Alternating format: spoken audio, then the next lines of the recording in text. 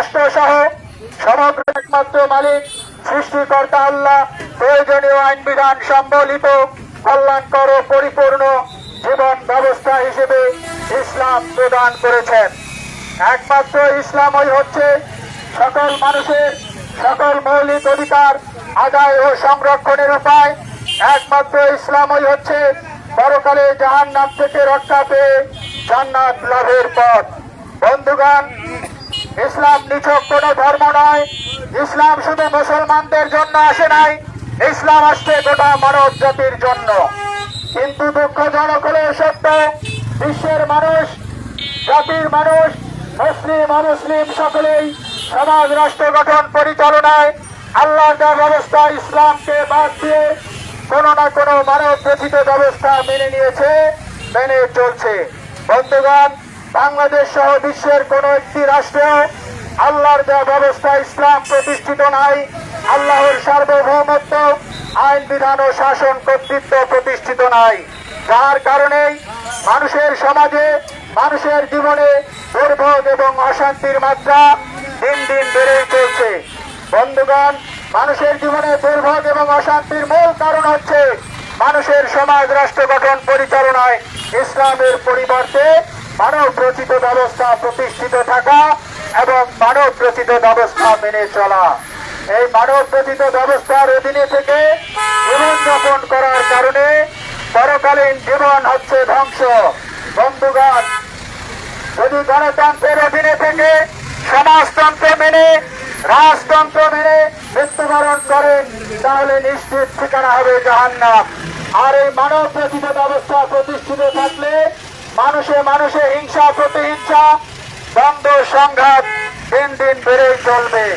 এমত অবস্থায় সকল মানুষের সকল ন্যায্য অধিকার আদায় ও সংরক্ষণ করতে হলে এবং পরকালে জাহান্নাম থেকে বাঁচতে হলে অবশ্যই সমাজ রাষ্ট্র গঠন পরিচালনায় মানব রচিত সকল ব্যবস্থা ত্যাগ করতে হবে, আল্লাহর দেওয়া ব্যবস্থা ইসলাম গ্রহণ করতে হবে এবং আল্লাহর নির্দেশিত পন্থায় সমাজ ও রাষ্ট্রে ইসলাম প্রতিষ্ঠার চূড়ান্ত প্রচেষ্টা চালিয়ে যেতে হবে। বন্ধুগণ, আল্লাহ রাব্বুল আলামিন বলেন, তোমাদের উপর যে মুসিবত আসে, তোমাদের উপরে যে আযাব গজব আসে, সেটা তোমাদের কৃতকর্মেরই ফল। তাহলে আমরা যদি আজকে বাংলাদেশের অবস্থা দেখি, বাংলাদেশের অবস্থা কি? ক্ষমতা আধিপত্য আর অর্থ সম্পদের মোহে বাংলাদেশের মানুষ দল উপদলে বিভক্ত হয়ে হিংসা প্রতিহিংসা দ্বন্দ্ব সংঘাতে লিপ্ত। যেমন বর্তমানে যে বিষয়টা, এক দল আরেক দলের বিরুদ্ধে উস্কানিমূলক বক্তব্য দিচ্ছে আর সেই দল তাদের উপরে চড়াও হচ্ছে, হামলা করতেছে। তাহলে এটা তো মানুষের কাজ নয়। আপনারা দেখেন, বনের বাঘ এক বাঘকে আক্রমণ করে না, বনের সিংহ আর এক সিংহকে আক্রমণ করে হত্যা করে না। কিন্তু মানুষ আল্লাহ রাব্বুল আলামিনের উত্তম সৃষ্টি আজকে অর্থ সম্পদের মোহ আর ক্ষমতা আধিপত্য বিস্তারকে কেন্দ্র করে দল উপদলে বিভক্ত হয়ে হিংসা প্রতিহিংসা আর সংঘাত সংঘর্ষে জড়াচ্ছে। এর কারণ হলো এই মানব রচিত ব্যবস্থা গণতন্ত্র। এই গণতন্ত্র জাতির মানুষকে বিভক্ত করে। এই গণতন্ত্র প্রতিষ্ঠিত থাকার কারণে আজকে নারী ধর্ষণ, শিশু ধর্ষণ, চুরি, ডাকাতি, ছিনতাই, হত্যা, গুম এগুলির মাত্রা বেড়েই চলছে। বন্ধুগণ, এই গণতন্ত্র যতদিন পর্যন্ত প্রতিষ্ঠিত থাকবে, আপনি সরকারের পরিবর্তন করেন, দলের পরিবর্তন করেন, কোনো লাভ হবে না। কারণ সমস্যাই হচ্ছে এই মানব রচিত সংবিধান গণতন্ত্র। এই গণতন্ত্র খতম করে, গণতন্ত্র ত্যাগ করে আল্লাহর দেওয়া ব্যবস্থা ইসলাম গ্রহণ করতে হবে।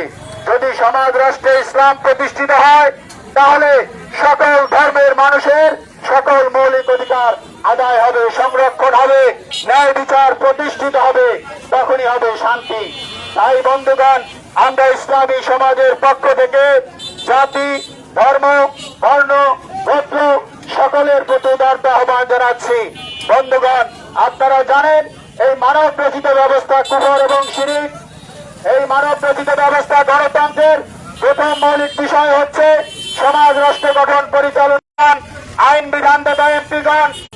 তাহলে গণতন্ত্রের মাধ্যমে সমাজ রাষ্ট্রের ক্ষেত্রে আল্লাহকে ক্ষমতার মালিক, আইন বিধানদাতা ও শাসনকর্তা অস্বীকার অমান্য করা হয়েছে। এটা হচ্ছে ক্ষমার অযোগ্য মহা অপরাধ। এই গণতন্ত্র বলে সমাজ রাষ্ট্রের ক্ষেত্রে জনগণের ভোটে নির্বাচিত এমপিরা হলো আইন বিধানদাতা।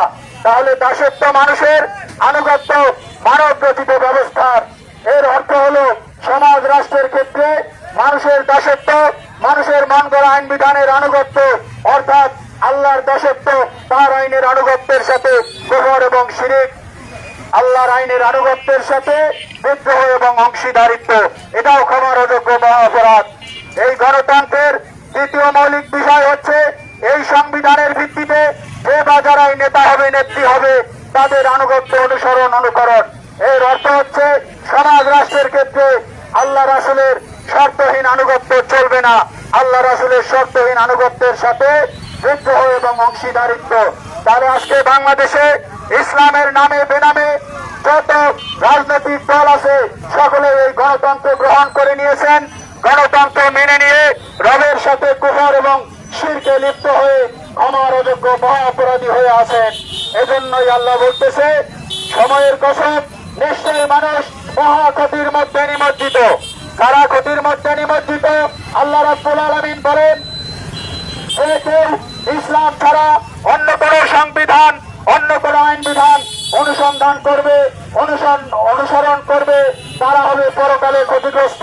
তাহলে বাংলাদেশের মানুষ গণতন্ত্র মেনে নিয়ে পরকালে ক্ষতিগ্রস্ত, সৌদি আরবের মানুষ রাজতন্ত্র মেনে নিয়ে পরকালে ক্ষতিগ্রস্ত, চীন রাশিয়ার মানুষ সমাজতন্ত্র মেনে নিয়ে পরকালে ক্ষতিগ্রস্ত, মায়ানমারের মানুষ সামরিক তন্ত্র মেনে নিয়ে পরকালে ক্ষতিগ্রস্ত।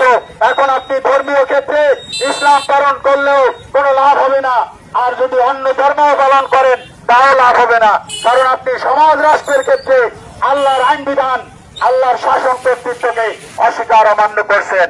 এমত অবস্থায় যে বা যারা পরকালে আল্লাহর পাকড়াও থেকে বাঁচতে চান, তাদের জন্য করণীয় হলো আপনারা সমাজ রাষ্ট্র গঠন পরিচালনায় মানুষের সার্বভৌমত্ব, আইন বিধান ও শাসন কর্তৃত্ব ত্যাগ করবেন। দ্বিতীয়ত, সমাজ রাষ্ট্র গঠন পরিচালনায় মানুষের দাসত্ব, মানুষের মন গড়া আইন বিধানের আনুগত্য ত্যাগ করবেন। তৃতীয়ত, সমাজ রাষ্ট্র গঠন পরিচালনায় মানব রচিত ব্যবস্থার ভিত্তিতে নেতৃত্ব দানকারী নেতা নেত্রীদের আনুগত্য ত্যাগ করবেন, অথবা ইসলাম গ্রহণ করবেন। এক নম্বরে বলবেন, সমাজ রাষ্ট্র সহ জীবনের সকল ক্ষেত্রে সার্বভৌমত্ব, অর্থাৎ ক্ষমতার মালিক, আইন বিধানদাতা ও শাসনের মালিক আমি মানি একমাত্র আল্লাহকে, আল্লাহই আমার একমাত্র রব। এই বিষয় গ্রহণ করে ঈমানের ঘোষণা দিতে হবে, রব্বুল আল্লাহ, আল্লাহু আকবার। দ্বিতীয়ত বলতে হবে, আমি সমাজ রাষ্ট্র সহ জীবনের সকল ক্ষেত্রে দাসত্ব, আইনের আনুগত্য ও উপাসনা করব একমাত্র আল্লাহর। এই বিষয় গ্রহণ করে ইসলাম পালনের সাক্ষ্য অঙ্গীকার করতে হবে, আশহাদু আল্লা ইলাহা ইল্লাল্লাহ। তৃতীয়ত বলতে হবে, আমি সমাজ রাষ্ট্র সহ জীবনের সকল ক্ষেত্রে শর্তহীন আনুগত্য, অনুসরণ, অনুকরণ করব একমাত্র হযরত মুহাম্মদ সাল্লাল্লাহু আলাইহি ওয়াসাল্লামের। এই বিষয় গ্রহণ করে এই বিষয়ের সাক্ষ্য অঙ্গীকার করবেন, ওয়া আশহাদু আন্না মুহাম্মাদার রাসূলুল্লাহ। তাহলে আপনাদের অবস্থান ইসলামে হবে, আপনারা আল্লাহর কাছে ঈমানদার হিসেবে গণ্য হবেন। অতঃপর ইসলামী সমাজে শামিল হয়ে আল্লাহর সন্তুষ্টি অর্জনে নিজের সময়, নিজের অর্থ ব্যয় করে সমাজ রাষ্ট্রে আল্লাহর নির্দেশিত পন্থায় ইসলাম প্রতিষ্ঠার লক্ষ্যে জাতির মানুষকে শান্তিপূর্ণভাবে ইসলামের দাওয়াত দিতে হবে। বন্ধুগণ, আমরা ইসলামী সমাজ, আমরা সকলের কল্যাণ চাই, আমরা সকলকে ভালোবাসি। আমরা আপনাদেরকে উদারত আহ্বান জানাচ্ছি, আসুন আমরা মানব রচিত ব্যবস্থা ত্যাগ করি, আল্লাহর দেওয়া ব্যবস্থা ইসলাম গ্রহণ করি।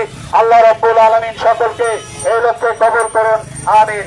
আমার কাছে লিফলেট আছে, সকলে লিফলেট সংগ্রহ করবেন এবং বিস্তারিত জানা বোঝার জন্য চেষ্টা